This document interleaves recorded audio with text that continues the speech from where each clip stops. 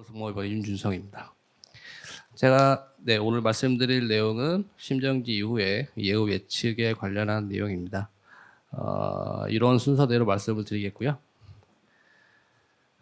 현재 대부분의 병원에서 이런 정도의 프랙티스로 이제 피카스 환자들을 치료를 이제 하고 있는 것 같습니다. 그래서 TTM을 만약에 하게 되면 대략 이제 인덕션하고 메인테인하고 리어밍 하는데 적어도 한 48시간에서 좀 늦어지면 한 72시간 정도 걸리죠. 한 3일 정도 걸리고 이제 TTM 하기 전에 CT를 대부분 찍으시는 것 같고 데일리 뉴로지 이그잼 뭐 이렇게 하시는 것 같고 TTM이 끝나고 나면 뭐 EP나 MRI 이런 걸 좀 하시는 것 같고 TTM 하는 동안에 미국이나 유럽은 그 풀채널 EEG를 아주 비디오 모니터링까지 해서 이렇게 하는 기관들이 많이 있는데 우리나라는 못하죠. 그래서 저희 병원 저도 서울성모병원에 있지만 풀채널 EEG 기계 자체가 몇 대 없으니까요. 그래서 이제 보통 이렇게 이제 한두 채널만 보게 되는 앰플리튜드 EEG를 우리나라에서 좀 많이 사용을 하는 것 같습니다. 그래서 이런 거에 관련한 내용들 이제 각각의 이제 이런 예후 예측 파라미터들이 어떤 의미를 갖고 있는지 좀 살펴보도록 하겠습니다. TTM이 끝나고 나서 이제 리엄이 끝나고 나서 대부분의 환자들이 이제 깨는 사람들이 보통 언제 깨느냐? 바로 깹니다. 바로 대부분은 리엄이 끝나고 나면 바로 깨고 이렇게 바로 깨는 환자들이 롱텀 아웃컴도 굉장히 좋습니다. 그 뭐 코그니티브 임페어먼트라든가 아니면 뭐 조금 이 하이콜티칼 펑션들이 좀 좋게 유지되는 경우가 많고 아주 느리게 이제 깨어나는 환자들도 꽤 이렇게 있는 걸 알려져 있고 이거 우리나라도 마찬가지죠. 우리 저 맨 뒤에 앉아 계시는 우리 이병우 교수님 아주 예쁜 그래프를 그려주셨는데 아주 뒤늦게 깨어나는 환자도 꽤 있습니다. 이 TTM 트라이얼 이제 그 첫 번째 강의 때 아마 들으셨을 텐데 유러피안 트라이얼이고요. 아웃컴을 보시면 CPC5가 제일 많고 그다음에 1, 2, 3, 4 이렇게 돼 있고 이거 우리나라 데이터죠. 우리나라 이제 콘 제가 속해 있는 코리안 하이퍼솔 네트워크 데이터인데 요게 이제 1개월 아웃컴이고 요게 6개월 아웃컴입니다. 그래서 이제 보시면 TTM 트라이얼하고는 아주 큰 차이가 있는 거 우리가 알 수가 있는 게 우리나라는 유독 CPC4가 이렇게 많죠. 유럽은 없죠. 그래서 이게 왜 생기냐면 아웃컴 프리셔를 해서 이 사람이 푸어 아웃컴이라고 예측이 되면 보호자를 설득을 해서 환자에게 고용량의 몰핀을 한 뭐 18ml, 20ml 이렇게 주고 벤티네이터를 위닝을 하고 익수베이션을 해버려요. 그러면 이거를 영어로 위드드롤이라고 표현을 하고 결국 환자는 이제 내추럴 코스 사망에 이르게 되겠죠. 한 15년, 20년 전만 해도 중환자실에 이렇게 피카스 환자들이 입원을 하면 이 사람들이 이제 뭐 라이트 리플렉스도 안 나오고 뭐 이렇게 하니까 중환자들이 입원한 지 하루, 이틀 만에 위드드롤 해버리는 경우가 미국이나 유럽에서 워낙 많이 발생했습니다. 그래서 이 사람들이 가이드라인에 써놓은 거예요. 그래서 컴파운더가 없을 때까지는 제발 좀 위드드롤 하지 말아라라고 그럴 정도로 차이가 있어서 아웃컴 프리디션은 굉장히 중요한 피카스에서 항문적 영역이고 클리니컬로도 굉장히 중요합니다. 이 데이터로도 나와 있죠. 위드드롤에서 사망하는 경우가 거의 대부분. 이런 이제 아웃컴 프리디션 모달리티는 크게 5가지로 나눌 수가 있습니다. 그래서 바로 이제 환자 베드사이드에서 시행할 수 있는 이그잼이 있고요. 바이오 마커들이 있고 뇌파가 있고 EP가 있고 이메이징 테스트로 CT랑 DWI를 가장 많이 사용을 하는 것 같습니다. 이그잼은 이제 라이트 리플렉스랑 코니알 리플렉스, 모터 리스판스 요 세 개가 이제 가장 많이 연구가 이제 되어 왔고요. 마이오코너스랑 스테투스 마이오코너스 이렇게 되어 있는데 마이오코너스 자체는 뭐 푸아콘 프리터는 아니고 이게 이제 환자들이 피카스 스테이트에 이제 인볼런터리 무브먼트를 보이면 이게 마이오코너스인지 시전지를 구별을 해야 되는데 그걸 구별하는 유일한 방법은 뇌파밖에 없습니다. 그래서 이런 인볼런터리 무브먼트를 보일 때는 뇌파를 반드시 찍어서 이게 시저파에 의한 건지 아니면 그냥 마이오코너스인지를 구별을 하는 게 중요하겠고 우리나라는 이제 TTM을 이제 하게 되면서 대부분 이제 세다티브나 NM 블로커를 다 같이 써버리기 때문에 이런 것들을 관찰하기 조금 힘든데 30분 이상이 지속되면 스테이투스 마이크로스로 정의를 하고 푸어 컴프리터로 알려져 있습니다. 풀필 라이트 리플렉스하고 코니알 리플렉스에 이제 72시간째 이게 다 없다라고 하게 되면 요 FPR이 1이라는 거는 스페시피티 100%라는 얘기인데 이게 뭐냐면 내가 이 사람을 푸어컴이라고 100명이라고 얘기하면 100명 다 푸어컴이다 이렇게 되는 거죠. FPR 1이라는 거는 내가 이 환자들 100명을 푸어컴으로 얘기했는데 이 중에 한 명만 굿아웃컴이고 99명은 푸어아웃컴이라는 얘기입니다. 그래서 이런 아웃컴 프리디터 논문을 읽을 때는 이 FPR이 제로에 가까운 프리디터들이 가장 좋은 프리디터입니다. 그래서 1, 4 정도는 업시터블 한 거고 72시간 됐는데 GCS 모터 스코어가 아무리 꼬집어도 1.2점밖에 안 된다라는 거는 FPR이 10이나 되죠. 그래서 이런 것들은 사용하지 말라고 이렇게 되어 있습니다. 다른 연구들도 다 마찬가지여서 72시간째에 라이트 리플렉스하고 코니알 리플렉스가 사용이 되고 있는 것 같습니다. 다만 이제 이 푸필러 라이트 리플렉스가 굉장히 이제 좀 환자들이 슬러기시하거나 이러면 내가 질 때랑 뭐 전공에 있을 때랑 좀 서로 다르게 표현하는 경우가 조금 있을 수가 있어서 이런 것들을 객관적으로 판단할 수 있는 이게 나왔습니다. 그래서 이게 푸필러미터라는 요 기계가 우리나라에 도입이 돼서 많이 사용되고 있고 이게 이제 그 보험도 적용이 돼서 요거를 환자한테 한 번씩 체크를 하면 수가도 발생을 시킬 수가 있습니다. 그래서 이런 이제 기계를 이제 사용을 하게 되겠고, 요 몇 가지 한 3-4개 정도 연구 결과가 있는데, 이런 이제 이 필프로미터를 사용해서 퀀티티브 PLR이라는 변수를 이제 사용을 해서 요걸로 푸어컴을 프리디션 할 수도 있겠고요. 요 또 MPI라는 변수가 또 있습니다. 뉴로로지컬 필피 인덱스, 요 MPI라는 변수를 사용해서 이런 푸어아웃컴 예측을 할 수도 있겠습니다. 그래서 이런 것들이 이제 연구가 되면서 이게 이런 푸피로메트리를 사용을 해서 클리니컬 이그잼에 사용해라라는 게 이번 가이드라인에 이제 포함이 되어 있고 일코어랑 AH 모두 다 포함이 돼서 저희 가이드라인에도 이렇게 반영을 하였습니다. 뉴로 피지올로지 테스트입니다. 그래서 한 5가지 정도의 이런 아웃컴 프리디터 중에서 이 푸어 아웃컴을 가장 잘 예측할 수 있는 걸로 알려진 거는 SSEP입니다. 그래서 메디안 너브를 이렇게 여기를 이제 자극을 해서 정주신경을 자극을 하면 요 이제 신경 자극이 여기 이제 브라키아 플렉서스를 한번 거치면서 N9라는 파가 나오고 그다음에 여기 이제 서비컬 스파인에서 요 파가 N13파가 나오고 그다음에 요게 이제 반대쪽 센서리 코텍스 넘어가서 N20파가 이렇게 나오게 됩니다. 그래서 요거를 short latency SSEP라고 보통 이렇게 부르게 되어 있습니다. 그래서 찍었을 때 이렇게 이제 양쪽 오른쪽 왼쪽이 다 N20이 나오는 요게 이제 N20이 다 있다라고 얘기하는 거고 이게 플래신 20이 나와야 되는 요 위치에서 파가 안 보이는 경우는 없다, absence, 보스 NC 피크가 없다라고 표현을 하게 되어 있고 이런 경우에는 대표적인 푸어아웃컴 프리디터가 되겠습니다.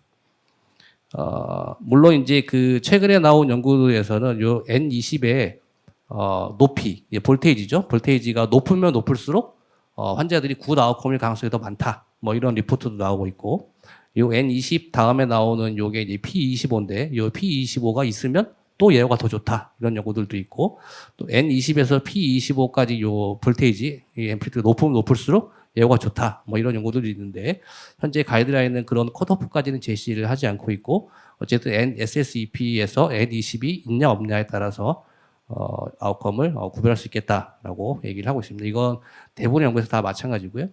이 2012년도에 나온 요 연구에서 during TH, 그러니까 24시간 전에 TTM을 하면서 263명을 좀 했더니 안 깨야 되는데 깬 사람이 3명이 있었어요. 그래서 요게 좀 논란이 되고 있어서 아마 그 이후에 나온 가이드라인은 대부분 SSEP를 24시간 이후에 해라라고 이제 얘기하고 있는 그런 데가 많고 저희도 이제 그렇게 레커멘드를 하긴 했습니다. 하지만 이 저자들이 여기 3명이 이 테크니컬 에러 같은데, 널리컬 에러 같은데 이런 얘기도 나중에 해서 논란의 여지는 여전히 있습니다. 최근에 뇌파 관련한 연구가 이제 미국하고 유럽을 중심으로 굉장히 많이 나오고 있고 이런 연구들은 대부분 이렇게 이제 풀 채널 이지입니다. 그래서 이렇게 몽타주라 그래서 한 20개 전에 가까운 채널을 이렇게 컨티뉴어스하게 모니터링하는 기계고요. 2021년도에 ACNS라는 이제 아메리칸 클리니컬 뉴로 피지올로지 소사이티인가 거기서 이런 EEG에 관련한 터미놀로지를 정리를 해서 리포트를 한 게 있습니다. 그래서 2021년도 이후에 나온 논문들은 그런 ACNS 터미놀로지를 사용을 해서 좀 통일된 통일된 용어를 사용을 해서 이제 연구를 진행을 했던 것들이 대부분이고, 그 이전에 나온 논문들은 저자들마다 논문에 쓰는 또 파라미터나 그 정의들이 조금씩 다르게 되어 있습니다. 그래서 여러분들 이렇게 논문을 읽으실 때 그걸 좀 구별을 해서 읽으시면 좀 좋을 것 같고요. 요 A처럼 보이는 게 이제 뇌파가 전혀 안 나오죠. 이게 플랫입니다. 그래서 요거를 서프레스 백그라운드 위더 디스차지라고 이렇게 하고요. B가 서프레스 백그라운드인데 컨티뉴어스하게 피리어드 디스차지 있는 걸 말하는 거고, 그 다음에 요 C가 벌스 서프레션입니다. 벌스 서프레션이라는 거는 여기는 서프레션이고 벌스팅 웨이브가 조금 보이는 이런 걸 다 벌스 서프레션이라고 합니다. 그래서 뇌파에서 여러 가지 파라미터들 우리가 이제 연구가 되어 왔는데 가장 푸어 아웃컴하고 관련이 있다라고 알려진 거는 벌스 서프레션입니다. 그래서 벌스 서프레션이 보이면 일찍 보이건 늦게 보이건 중간에 보이건 나중에 보이건 간에 이런 환자들은 굉장히 푸어 아웃컴 확률이 많다라는 거고, 저희 병원은 이제 이런 컨티뉴어스 풀채널 EEG를 하지 못해서 앰플리튜드 EEG를 많이 하는데, 대부분 걸어보면 처음에는 이렇게 플래싱 경우가 좀 있어요. 좀 있는데 이런 환자들이 결국에는 볼테이지를 조금씩 회복해서 나중에는 CPC 1이나 2로 태어나는 경우가 있기 때문에 이런 서프레션인 경우에는 좀 시간이 좀 중요하겠다 이렇게 말씀을 드리겠고, 어쨌든 이런 하일리 말리넌트 EEG가 보이는 환자들은 FEP가 다 0입니다. 그래서 이런 환자들은 모조리 다 푸어 아웃컴이라고 예측을 할 수 있겠고, 하일리 말리그넌트와 그 다음에 말리그넌트 B나 이렇게 세 가지를 구별을 했는데, 요 말리그넌트는 뭐 하나가 보이건 두 개가 보이건 FEP가 다 0을 이제 제시를 하지 못해서 현재 아웃컴 프리터로는 하일리 말리그넌트인 뇌파 패턴을 보이는 경우만 우리가 아웃컴 프리션을 하면 되겠습니다. 그래서 이런 것들이 다 이제 AH 이제 ERC랑 요게 다 이제 하이리 말리그넌트인 거죠. 예, 이제 표현이 되고 있고, 아마 2020년도인가요? 그때 가이드라인에서는 EEG 리액티비티가 아마 레커멘데이션 되었던 것 같은데, EEG 리액티비티는 뭐냐면 소리나 통증 자극을 줬을 때 뇌파가 얼마나 변하는지를 보는 겁니다. 프리퀀시가 많아지든지 아니면 앰플리튜드가 높아지든지를 보는 건데, 이런 것들은 현재는 레커멘데이션 되어 있지 않습니다. 그래서 하일리 말리그넌트를 이렇게 저희가 이제 아웃컴 프리터로 레커멘데이션 했습니다.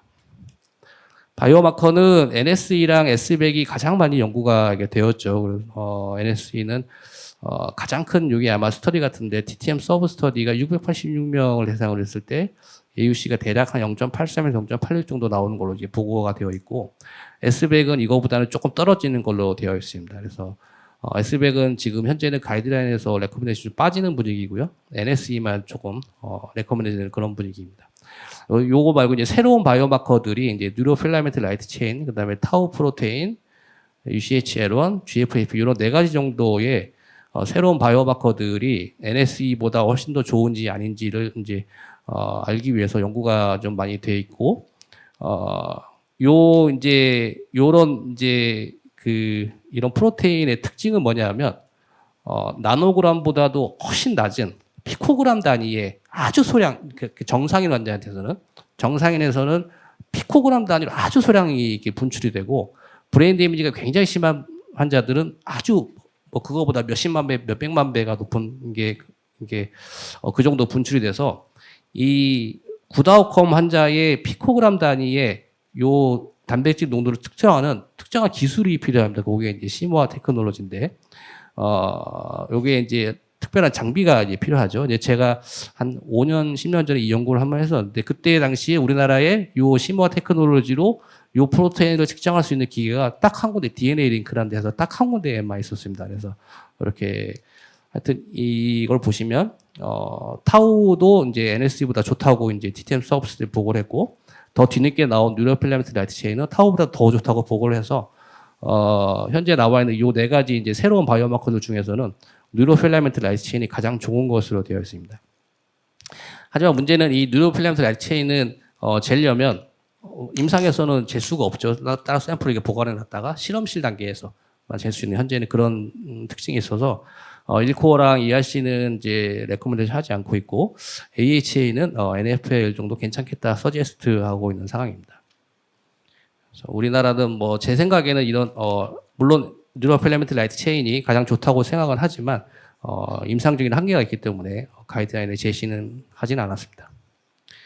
마지막 이메이징입니다. 이메이징은 이제 이메이징 데이터를 우리가 이제 숫자화 나타내야 되는데 눈으로 보고 에데마가 있다 없다라고 표현할 수가 있고 아니면 직접적인 뭔가 숫자를 재서 이게 이다마가 있다 없다라고 표현할 수가 있는데 CT에서는 하우스필드 유닛을 주로 사용을 해서 베이자 강글리아 레벨에서 그레이 매터, 화이트 매터의 하우스필드 유닛을 재서 GW 레이시오를 계산하는 방식이 하나가 있고요.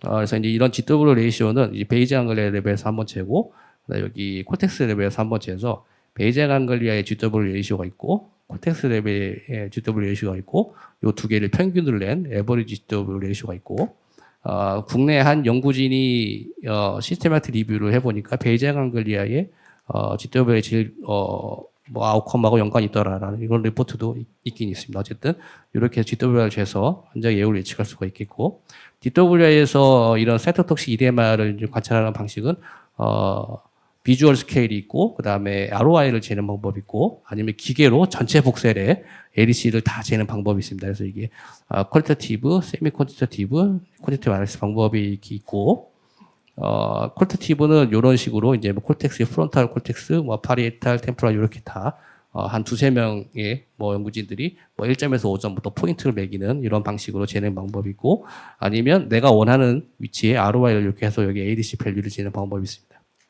요거는 이제 FSL이라는 기계를 이용해서 요거는 구다컵 환자고 요거는 이제 브레일이 완전히 다 이렇게 이스키믹 데미지 입은 이런 환자들 해서 ADC 밸류를 직접 재는 방법이 있습니다.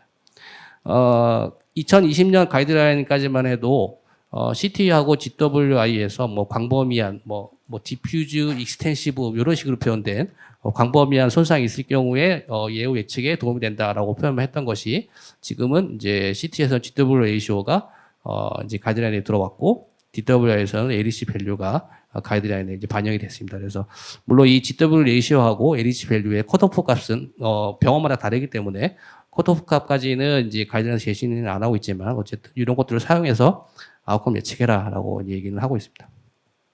저희도 똑같이 예측은 이게 가이드라인에 공고를 했고요. 이번에 새로 들어온 내용입니다. 굿 아웃컴 프리딕션인데 첫 번째 발표에서 아마 우리 차경철 교수님이 질문하신 거에 대한 답을 좀 드릴 수 있을 것 같습니다. 그래서 이렇게 내가 33도로 이 환자를 TTM을 하고 싶은데 바이탈이 너무 언스테이블해서 어떻게 될지 모를 때 이럴 때 사실은 이런 굿아웃 코프리션이 좀 도움이 됩니다. 그래서 이 사람이 정말 내가 열심히 잘 치료를 하면 굿아웃컴일 것 같은 이런 사람들은 그런 경우에는 정말 뭐 에크모나 이런 메케니컬 서포트나 CRRT 뭐 이런 것도 다 동원을 해서 열심히 이제 치료를 해야 되겠죠. 그래서 이제 그런 굿아웃 컴프리션이 그런 의미에서 좀 중요하다고 좀 생각이 듭니다. 이 굿아웃 컴프리터들은 굿아웃 컴프리션을만을 위한 프리디터가 개발이 되어서 연구된 건 없습니다. 없고 대부분 푸어 컴프리터에 사용되었던 이 프리디터들을 거꾸로 뒤집어서 그럼 굿아웃 컴프리션에 도움이 될까? 이게 대부분이라 아직은 갈 길이 조금 먼 분야이긴 합니다. 그래서 어쨌든 이런 굿아웃 컴프리션도 이 아웃 컴프리션이 중요한 분야이기 때문에 이번에 일코어랑 HERC 그다음에 대한심혈관 가이드라인에서도 다 이제 반영을 이렇게 했고요. 대표적으로 이제 네 가지 굿아웃 컴프리터들이 이제 됩니다. 그래서 GCS 모터 스코어가 4점 이상인 경우, EEG가 정상인 경우, 바이오마커에서 NAS가 17 이하로 정상인 경우, 뉴로 이미징에서 완전히 정상인 경우, 이런 경우는 굿아웃 컴을 우리가 예측할 수 있겠다라고 이제 얘기가 되고 있고, 대부분은 뒤늦게 이제 푸어 컴퓨터들이 이제 그 이스케믹 브레인 데미지가 어느 정도 머처리션 된 이후에 프레딕션을 하기 때문에 대부분은 시간이 오래 걸리죠. 그래서 이렇게 차결철 교수님 말씀하신 것처럼 우리가 자발성을 회복하고 난 이후에 쓸 수 있는 거는 사실은 요 EEG 하나밖에 없는 것 같습니다. 그래서 앰플리튜드 EEG를 사다 놓고 이 환자 내가 정말 살리고 싶은데 바이탈이 너무 언스테이블 어떡하지 그러면 EEG 먼저 걸어보고 EEG에서 예를 들어 아까 말씀드린 벌스 오퍼레이션 이런 게 나오면 푸어컴이니까 조금 에코모를 좀 자제해야 되겠다라든가 EEG가 너무 괜찮다, 컨티뉴어스다, 노멀 볼테이지다 이러면 적극적으로 치료를 해야 되는 이런 개별적인 치료를 할 수가 있겠죠. 그래서 이런 것들을 반영해서 저희도 가이드라인에 이렇게 반영했습니다. 그래서 이렇게 이제 아웃컴 프레디션하는 알고리즘을 제시를 했고요. 자발순환 회복 72시간 이후 이건 다 모두 엔드입니다. 엔드. 그래서 신경학적 검사에 교란 요인 없이 무의식이면서 통증이 된 운동量 3 이하인 경우에 요 6가지 중에서 최소 2개가 관찰되는 경우 푸어 아웃컴으로 예측을 해라 이렇게 제시를 했고, 이게 그 첫 번째 세션의 그레이드 아마 강의를 정서빌 교수님 강의를 들으셔서 아시겠지만 이게 AH에서 얘기하는 클래스 1 레커멘데이션이 되려면 적어도 RCT여야 됩니다. 적어도 RCT여야 되는데 이 아웃컴 프리션은 태생적으로 RCT 연구를 할 수가 없죠. 그래서 RCT 연구를 할 수 없고 대부분 이제 뭐 프로스펙티브 옵저베이션 스터디나 아니면 레트로스펙티브 옵저베이션 스터디가 대부분이라 이런 아웃컴 프리션 분야에서는 클래스 1 레커멘데이션이 하나도 없습니다. 하나도 없는데 유일하게 있는 게 딱 2개인데 하나는 멀티모달로 어프로치를 해라. 단순히 하나의 아웃컴 프리터 가지고 예후를 예측하지 말아라. 그게 이제 첫 번째 클래스 1 레커멘데이션이고, 두 번째 클래스 1은 모든 컴파운더가 사라진 이후에 아웃컴을 예측해라. 제가 서두에 말씀드렸죠. 중환자사들이 피카스 하루 이틀 만에 다 익스프레스 해버리고 이런 거 좀 제발 좀 하지 말아라라는 거죠. 그래서 딱 그 2가지가 이제 클래스 1 레커멘데이션이고 그게 여기 내용에 포함되어 있습니다. 그래서 신경학적 검사 교란이 없이 그리고 최소 2개 이상 아웃컴 프리터를 사용해서 환자의 예후를 예측해라 이렇게 되겠습니다. 이상으로 제 강의를 마치겠습니다.